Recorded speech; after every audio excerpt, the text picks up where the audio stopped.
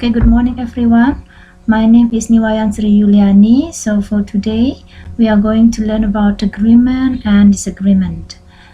Jadi, agreement dan disagreement ini adalah ungkapan yang kita biasa gunakan untuk menyatakan setuju atau tidak setuju. Jadi, ungkapan setuju dan tidak setuju biasa kita gunakan dalam sebuah dialog. Oke, jadi kita akan langsung coba melihat dialog 1. Ada percakapan antara Ani dan Dina. Hi Dina, how are you? Hi Ani, I'm not bad. And you? I'm fine too. By the way, what's wrong about your holiday? I just stay at home, so I have no more story about my holiday. And you? I and my family go to Mertasari Beach. I think it's a beautiful place. I like and I enjoy it. I suggest you to visit it. I agree with you. Going to the beach is perfect so that we can play on the sand. Unfortunately, our agency has less tourist destination. Oke, di sana ada yang bercetak merah, I agree with you, itu adalah salah satu ungkapan yang bisa kita gunakan untuk menyatakan setuju. Ada I agree with you di sana. Kita lanjut ke dialog kedua. Ada Abi dan Bima. Don't forget to turn left after the red light. Are you sure?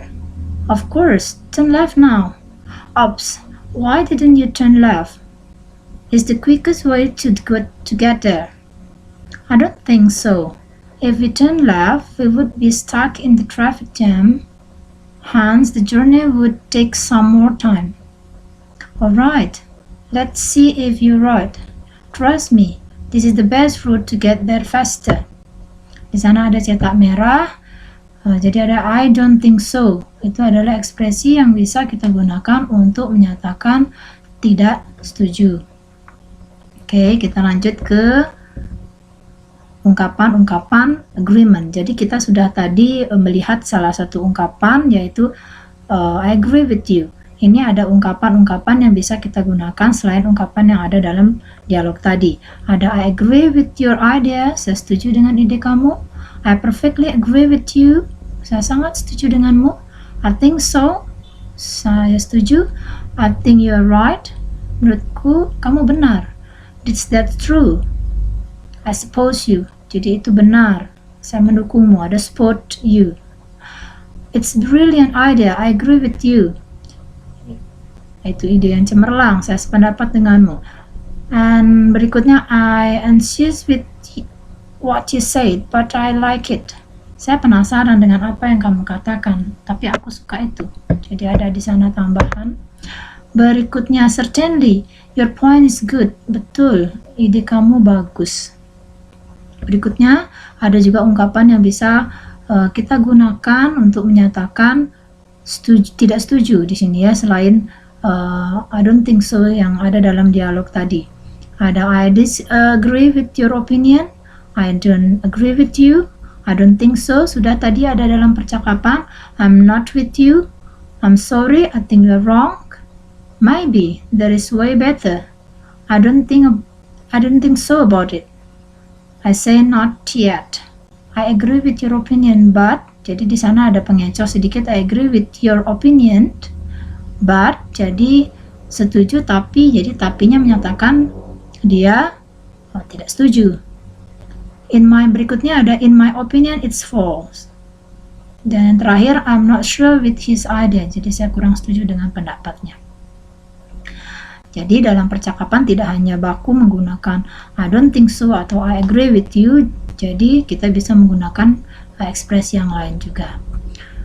Oke, catatan di sini ada saya petikkan pada dialog yang pertama tadi, penggunaan so that dalam dialog 1 tadi. Jadi so that itu menyatakan intention. Jadi intention itu adalah maksud atau tujuan. Jadi ada catatan bahwa so ditambah that clause. Clause itu adalah bagian yang terdiri dari subjek, minimal ada subjek, ada predikatnya. Juga ya, ada subjek, ada predikat. Minimal. Jadi so plus that, ada clause-nya di sana, ada subject, ada predikatnya di sana. Maksudnya seperti apa? Kita lihat example-nya.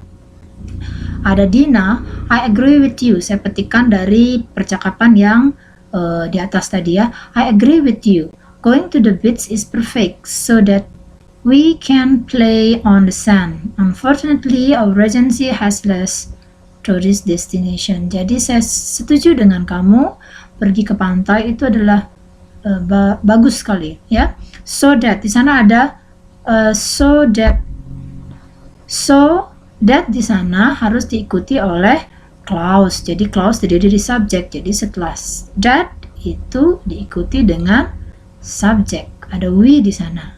We can play on the sand, or we can swim. We can play with kids. Jadi di sana diawali dengan diikuti oleh clause. Kemudian catatan berikutnya ada note di bawah so that nih ada note informally that is omitted. Jadi kalau dalam keadaan tidak resmi, bisa dengan teman ataupun dengan keluarga, itu biasanya that dihilangkan sehingga dia muncul so. Jadi mungkin kedengarannya so lebih sering dipakai ya dalam percakapan. Berikutnya ada in other to di bawahnya. In other to sama juga dengan so that. Jadi bermaksud untuk menyampaikan tujuan kita. Kalau dalam bahasa Indonesia itu agar. Jadi maksud kita bermaksud untuk memberitahu maksud kita. Jadi in other to ada note di bawahnya. The preposition phrase in other is often omitted. Jadi kadang in other dalam keadaan tertentu itu biasanya dihilangkan, terutama in informal speech. Jadi so it's become so that itu hilang. In other itu tidak muncul, dia munculnya to diikuti oleh verb base. Contoh ada di bawahnya ada Dina. I agree with you. Going to the beach is perfect to play with the sand. Jadi di sana to play, tidak ditambahkan we di sana. Sementara kalau so that yang tadi, that itu ditambahkan we can play. Jadi ada clause-nya di sana. We can play. Ya, kata kuncinya ada subjeknya setelah that. Sedangkan to itu langsung ke verb base. To play. Or in order to play. Oke, itu saja dulu untuk pertemuan hari ini. Jadi see you next time and bye bye.